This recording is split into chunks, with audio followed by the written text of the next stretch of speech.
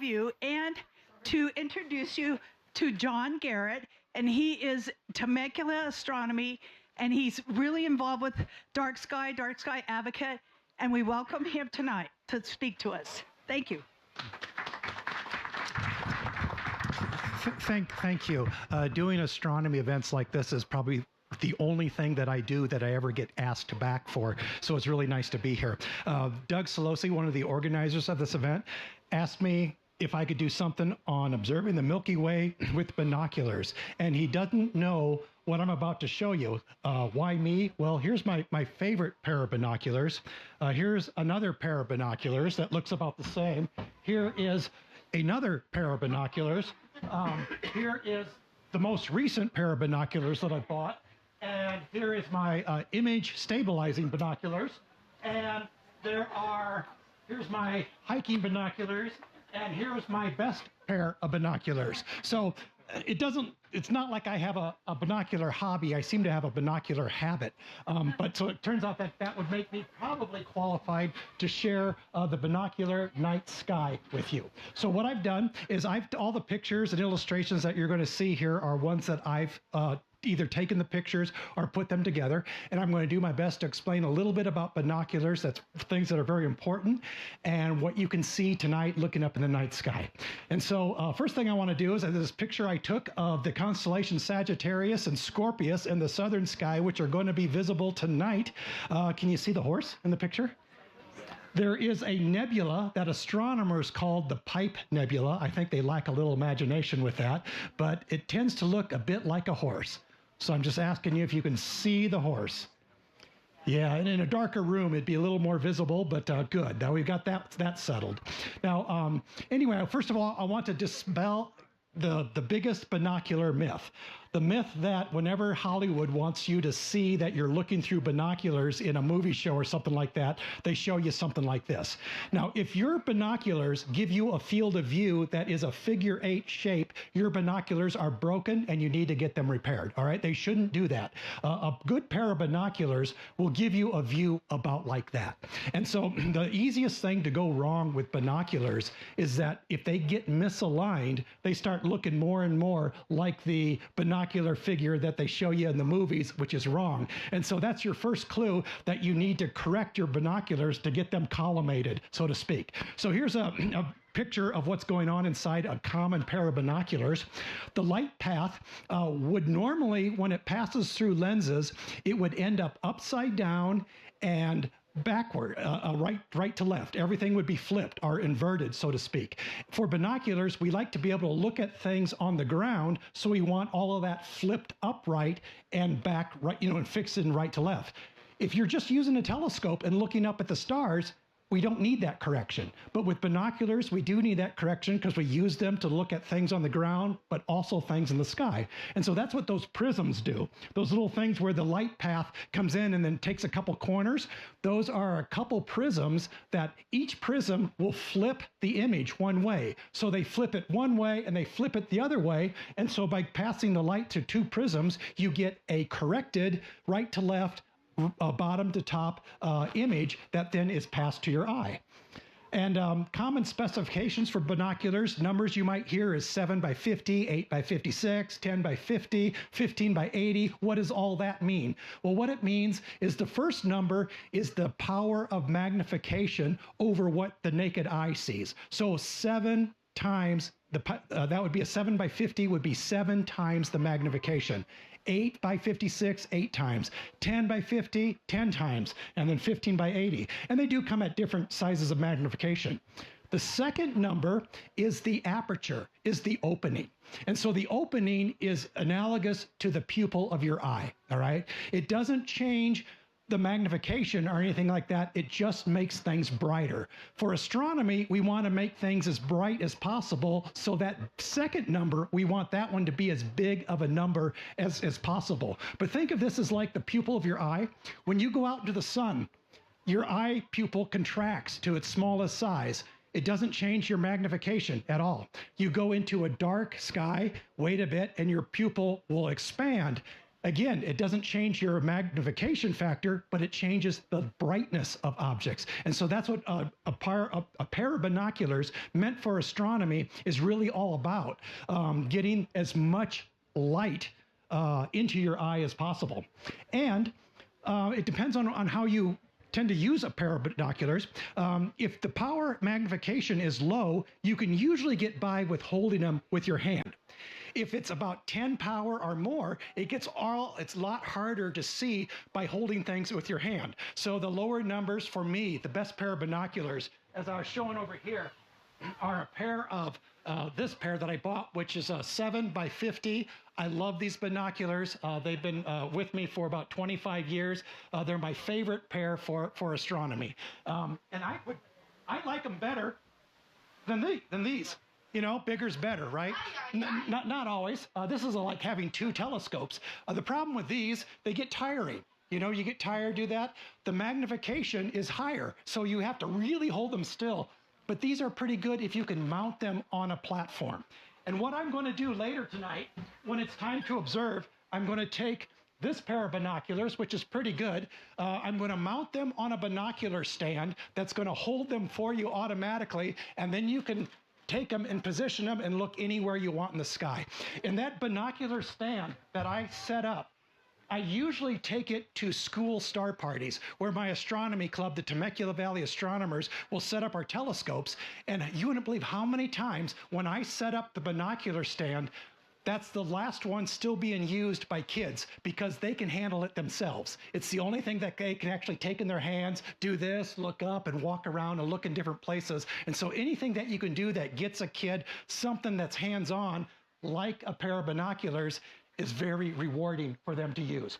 Okay, so there's one other thing about binoculars that's not commonly talked. Oh yeah, there's two other things. Eye relief is another factor. Eye relief is a number that says how close you have to get your eyeball to the opening of the binoculars, okay? Now I wear glasses and I need my glasses to correct for a slight prism cross-eyedness. And so I need glasses. And so I need binoculars with a fairly long eye relief. At least 23 millimeters does it. But also, but a common eye relief is like 20 millimeters or 15 millimeters. If I have a 15 millimeter eye relief binocular, I'm like right up here and they just don't work. So that's another factor. And I would recommend, if any of you get binoculars, go to a store where you could actually handle them and actually see how they fit with you. I actually called Orange County Telescope, where I tend to get some of my gear, to ask if they would help people with binoculars, and they know all about it. And they especially know about the next thing I'm going to talk to you about, and that is the collimation. Those prisms that you see in this drawing can get misaligned over time. And so here I've drawn them slightly crooked. And when they get misaligned, it doesn't necessarily happen easily. Sometimes people drop binoculars. Sometimes binoculars at the factory get dropped and they send out a shipment of misaligned binoculars. Sometimes it just comes from the fact that you have them in your car. The car heats up to 130 degrees, cools down again. And so that can slowly over time misalign the prisms. All of those, a good pair of binoculars makes it possible for you to correct that, but it's hard to do. An even better pair of binoculars will hold the collimation in place much longer. So for example, this pair and my favorite one here, I bought about the same time.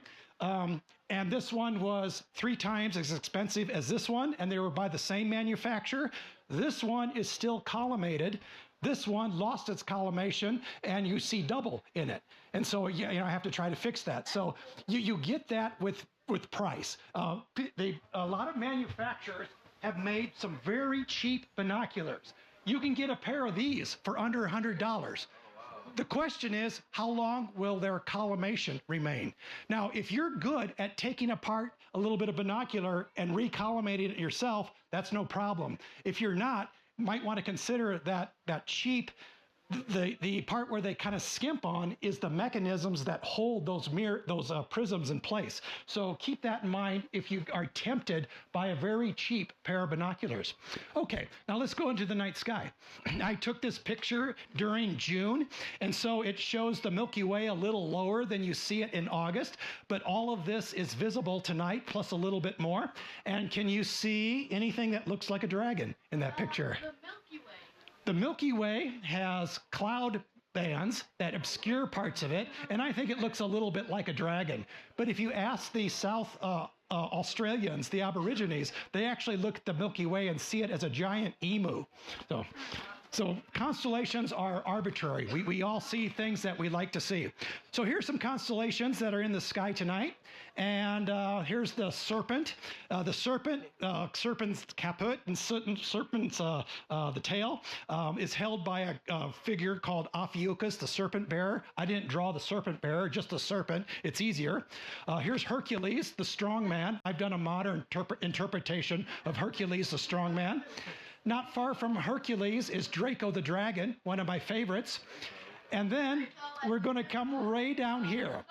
So as soon as it gets really dark, what you're going to see in the northeast, you're going to see the Milky Way rising there, and you might recognize the constellations: Cassiopeia, the queen, a very famous W shape, and Cepheus, the king, kind of a pentagon shape, kind of like a house shape.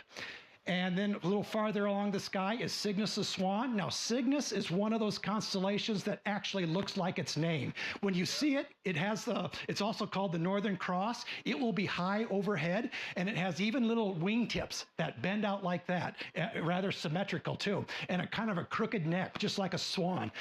So you'll see that tonight. Not far from it is Delphinius the dolphin. And then above it is Lyra, a musical instrument. And then a little farther is Aquila, the eagle. And then down here is Sagittarius, the archer, which I've done a modern interpretation and made it a person on horseback. I have a reason for that, which I'll show you later. And then the scorpion. And so I'm going to take you, first of all, through these constellations that you might see in binoculars. So I've got Cassiopeia down low, and Cepheus, the king. And one of the things that Cassiopeia does, it's like a W, and one of the sides is flattened, and the other one isn't so flattened. One of it makes a perfect arrow, like a right angle arrow. And if you follow that arrow, almost, it comes to a fairly bright object that the young kids in this room, I bet, will be able to see with the naked eye. Some of us adults may be able to see it too, but definitely in binoculars is going to give you one of the best views, and that is the Andromeda Galaxy, M31. It's the nearest, largest galaxy. If you see that in binoculars or with the naked eye, you're looking at light that has been traveling 2.5 million years. But this kind of object doesn't look great in a telescope because the telescope magnifies it too much. Binoculars are usually just right to see this type of thing. So use Cassiopeia as an arrow and to find Andromeda. And that's how it might look in their field of view of binoculars. And it will not look like this, right? So it will look like that, should look like that. Okay, so from there, if you went a little higher, there's a loose scattering of stars that doesn't look like anything, but that's Lacerta, the lizard. I just thought I'd let you know because it's fun to know that there's a lizard in the sky. And if you can see this star, and you probably can, you can see it in binoculars and you can see it with the naked eye. This one, if you watch it over 5 days, you should notice a change in brightness. And that change in brightness is what astronomers use to figure out how far things apart are in the universe. They call them Cepheid variables, but it's right there. Now, if we continue the Milky Way, we're going to follow the Milky Way. The Milky Way gets brighter as we go from the northeast to the southwest. And it's going to rise high over our head into the area of Cygnus the Swan. And so here's an area of Cygnus the Swan, and you can still see Cepheus off to the bottom there. And then there's Cygnus. I hope you could see clearly which stars show that graceful wingtips of Cygnus the Swan.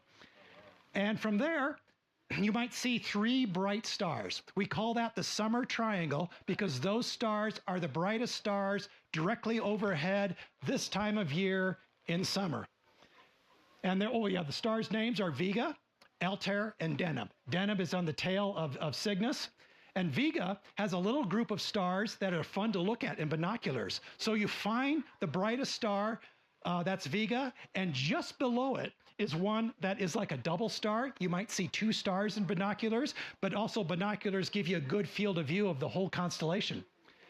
And if it's a really dark location and you have a good pair of binoculars, you might actually be able to see a nebula that people think looks a lot like the North America continent. And so they call it the North America Nebula. It looks like it. Yeah, and so if you just look a little bit from the star Deneb, which is the tail of Cygnus the Swan, you might be able to see here's what it's going to be like for most of you. You're going to be sitting there going, I think I see something.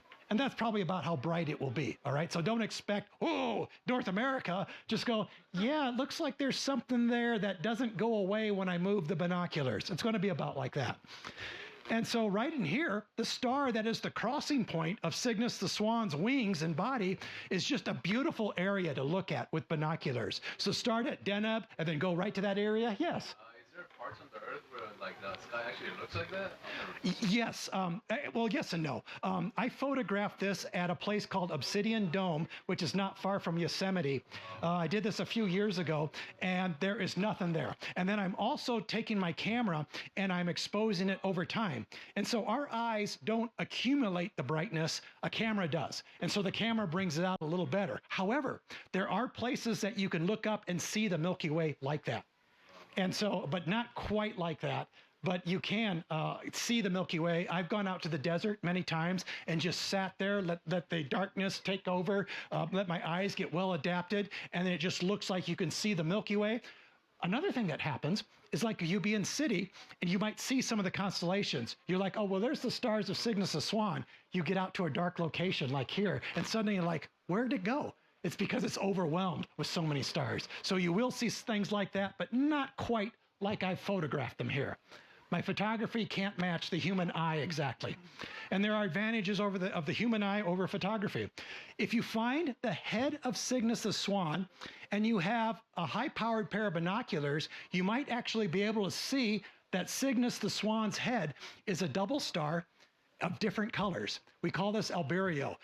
Amateur astronomers love to show that to people in telescopes because it's a great opportunity to see 2 different star colors very close together. But I've been able, using my binocular stand with my 7-power pair of binoculars, I've been able to detect alberio as 2 distinct stars.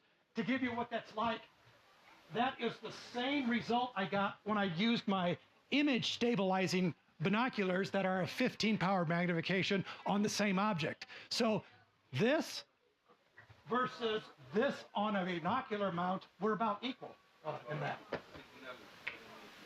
Anyway, moving on, we go on to, there's a little group of stars just beyond the head of Cygnus the Swan. They call it the coat hanger, and it's also called Brocchi's cluster. It's a perfect example of something that you can't look at through a telescope because the telescope magnifies too much. A pair of binoculars just continuing the path of Cygnus the Swan's head captures it beautifully. Brocchi's cluster. And then, let's see, we also have an area over here that it's a little big for binoculars, but it's the only thing that you can see in it. A constellation that looks like its name. Can you see the dolphin? Anything that looks like a dolphin? How about now? Okay. And then how about now? That's Delphinus the dolphin. And so you'll see that in the sky right near the edge of the Milky Way. And I really think to the naked eye, it looks like a dolphin, all right? But that's a good place to scan with binoculars. Now, if we're going to continue a little farther, we go from this group of constellations, we're going to go over to these that are in the southern sky. And these are my favorite places to look at. They're the places that you should look at first, even though I presented them last. The reason I presented them last because they're the best, all right? So you save the best for last. But anyway, when you get out tonight, those are the ones that are going to set first. So you want to make sure you've had your fill of what's there. So we're going to pop them up with an image I took in the desert out here in Borrego Springs. And here is the constellations, Sagittarius, the archer, and Scorpius, the scorpion. Now, Sagittarius also looks like a teapot, all right? So today, when we look at that, we go, oh, that's a teapot. 2,000 years ago, they look at it and go, oh, that's a centaur with a bow and arrow. I think that's proof that we live in gentler times, right, than they did 2,000 years ago. So here's the scorpion, and here's the bow and arrow of the archer. And I've decided to put the archer on a horse for my own reasons. Anyway, so the horse. You can see the horse here. Now, this is a photograph I took with a longer lens that creates a narrower field of view. And the constellations that you just saw, Scorpius and Sagittarius, don't quite fit in this picture because I wanted to be able to focus on this area. And I'm glad I did, because I was concerned about contrast of it being able to be seen in this room. But if you go from the stinger, you see those two little stars down there? They make a perfect stinger of Scorpius the scorpion. And if you follow that little direction there, use them as a pointer, you'll come to some star clusters called M7 and M6. And these are good to look at in binoculars more than a telescope, because you can see the whole thing in them. And so you can take your binoculars, follow the stinger, and then you'll see M7, like a little group of stars there. And then you go a little bit up to the right, and you'll come across M6, another group of stars, which I apologize aren't showing up well in this picture. But then if you go a little farther, now imagine that teapot again, and imagine the spout. The spout is right next to the brightest part of the Milky Way, such that it looks like steam coming off a teapot, all right? So if you walk out tonight and you think you're looking the area, you're seeing the Milky Way, and you see one area that's definitely the brightest, you found Sagittarius. You found the tip of the archer's arrow. And so if you look a bit one way, you should see the rest of Sagittarius. Look the other way, you should see Scorpius. Look a little bit towards Scorpius, you might find M6 and 7 in binoculars. Oh, by the way, I'm going to have my binocular stand set up. I'm going to have binoculars to look through, and I can guide you in finding any of these. You can bring your own binoculars, and you can also try out a couple pair of ones that I have here. And another thing I should probably mention, I plan to put all this information that I've just given tonight on my website. It's at www.jgscience.org. And if you go there, I have a little section called shows. And if you go to shows, then there'll be a page that lists a bunch of these presentations I've done. And near the top will be binoculars in the Milky Way in binoculars as a title. And I'll have that probably online in a day or two, but just in case anyone wanted to get this information later. Anyway, so here, when you go up a little higher above Sagittarius, you might see a couple of nebula.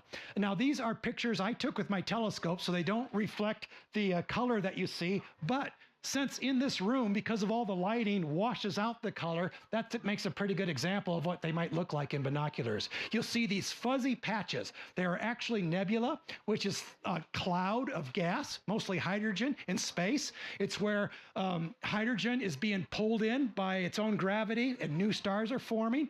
Or a nebula can be caused by where a star exploded and it's blowing out in the other direction. These is an area that are forming new stars. Anyway, you should be able to see those in binoculars tonight. A little higher is just this area they call the M24 star cloud. It's just a dense patch of stars that really you need binoculars to appreciate. Having a telescope, you just, zooms in on just part of that thing. Binoculars are the best way to view this object. And here's how it might look, though it's a little hard to see. There's some bright stars, but there's just uncountable stars in that field of view. And now next to those are two objects that might be kind of a challenge. They're open star clusters. So these are star clusters that are a little older than the M8 and M20 stars. The M8 and M20 stars are newly formed. After time, they scatter a little bit. That's what M23 and M25 have had time to do. They're scattered a little bit. So you can look at M20 and M8 and go, hey, that's star birth. Then you can find M23 and 25 and go, they're stars after, several million years where they've had time to scatter, get farther apart. We call those open clusters. And here's how they might look in binoculars. And then up here, even more nebula, M17, which they often call the Swan Nebula. It's kind of like an upside down swan in this particular picture, but you can see a little brush of cloudiness in binoculars. and right up there, M16, which is also, I think, the location. They call this the Eagle Nebula, and you can kind of see the eagle shape a little bit there. This one also has those famous pictures of the pillars of creation that were taken with the Hubble Space Telescope, but that telescope is taking like a tiny little area. It could never bring in the whole nebula, which you can see in binoculars. Not as good as it is in this picture, but you can see that nebulosity. And in one more type of object that is truly fascinating. Oh yeah, before I talk about that object, I just wanted to emphasize the kinds of things that you can see in binoculars, open clusters, and nebula. Okay, one looks like clouds, the other looks like arrangements of stars. There's a third type of object that's pretty fascinating that you can look at in binoculars. And these, first one you can find by taking the tip of the teapot. The top little handle, imagine where you'd grab the top and pull it off. You go just a little bit to the left in binoculars, and you'll see a star that's fairly bright, but it refuses to focus. You might adjust your binoculars and go, that one will never focus. And you're right, it will never focus because it's not a star, all right? But it will look like a fuzzy star. And what that is a globular cluster. And there's two of them that are easy to see in this field of view. Another one that's in the constellation Hercules that I bet someone will show you. They'll probably show you M13 tonight in a telescope, maybe M22, maybe M4, but those are globular clusters. And those are thought to be remnants of galaxies that got eaten by our galaxy in the early days of galaxy formation. Actually, that's a quick explanation. Some of them were arrested, and that is they never developed into full galaxies. But these globular clusters, unlike all the stars in our galaxy that are kind of orbiting in the same plane, these are going all over the place as though they were other galaxies that got sucked into ours, stripped of their stars, but managed to hang on to their cores. And so, fascinating objects. And so if you look at these in binoculars, you're not looking at new stuff. You're looking at stuff that at one time astronomers thought they were older than the estimates they made for the age of the universe, which told them they both can't be right. One of them's wrong. Since then, they've modified, got a better understanding of the age of the universe, but these are very ancient objects, and you can see them in a pair of binoculars. And that's how they might look like. They might look like little fuzzy stars that refuse to focus. So anyway, I thought I'd end with one more little story to explain why I redrawed the Archer.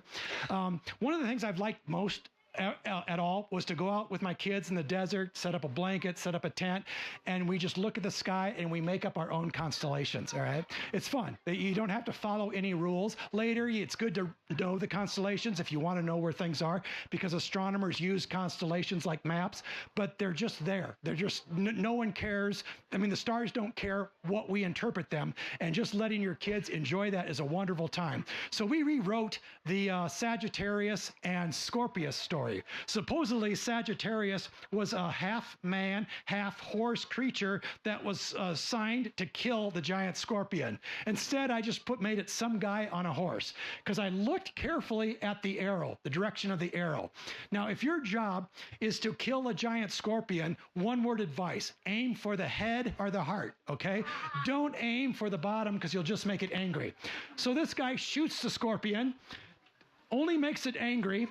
The scorpion comes over and stings him. He falls off the horse. The horse runs away. He plunges down into the southern hemisphere, and we don't see him again. But the horse is still there. Can you see the horse? Which is right there. The Pipe Nebula, which I introduced as looking like a horse to a lot of people, is still there. So the horse and the scorpion, they get along fine without the Archer trying to kill one of them. So there's the rewrite of the story. And anyway, getting out into the sky tonight, it's a beautiful night. Really excited that tonight has turned out well. As I said before, I'm going to have some binoculars on a binocular stand. I will give you a fair warning. The pair I have is a Celestron Pros, and they really held their collimation well. But these binoculars have been handled by maybe 10,000 school children since I bought them. And so some of you might think, well, that shows, ruggedness, but it also, some of you might say, well, that sounds like a disease vector. So if you do not want to look through binoculars that have been handled by school children, I will let you look through some that have been handled just by me, if that's okay. But anyway, this particular Celestron Pros are still being made. They do sell them at Orange County Telescope. And again, with binoculars are a very personal thing. You want to decide whether the motions work for you, whether the adjustments so that you can make one eye match the other are good for you. And you also want to make sure that the quality is good. And that's something you just have to ask someone in a store about. That's my bias. I think it's best to just say, talk me into the best pair of binoculars you can get, because they're very rewarding. I have, like I said, a lot of times I go to events and I just take my binocular stand. I set it up for people. Often that is the thing that people are still using. It's something that people can use without any scientific knowledge. And a lot of times I'm doing a presentation at one of our school star parties. I set up my binocular stand, and you wouldn't believe how many times kids just figure out how to use it, and they use it respectfully because no one's there to yell at them. And it's amazing. And every now and then someone plays with them, and I say, you can use them, you can't play with them, you get the difference. But most of the time, they just walk up, figure it out, and they somehow develop their own cooperation, and it makes for a really good experience. I'll have those set up tonight, and so thank you.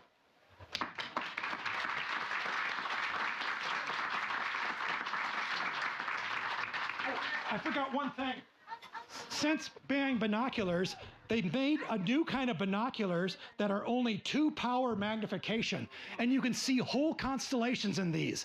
These are the coolest things ever. The only thing wrong with them is that they're so small, it's almost impossible to hand them to someone else without that other person grabbing them by the lens, okay? That's the only thing you don't do. Actually, there's 2 things you don't do. You don't touch the glass on any optics, and you don't drop them. But anyway, but these things are like 2-power magnification, and they are just an amazing addition to the world of binoculars.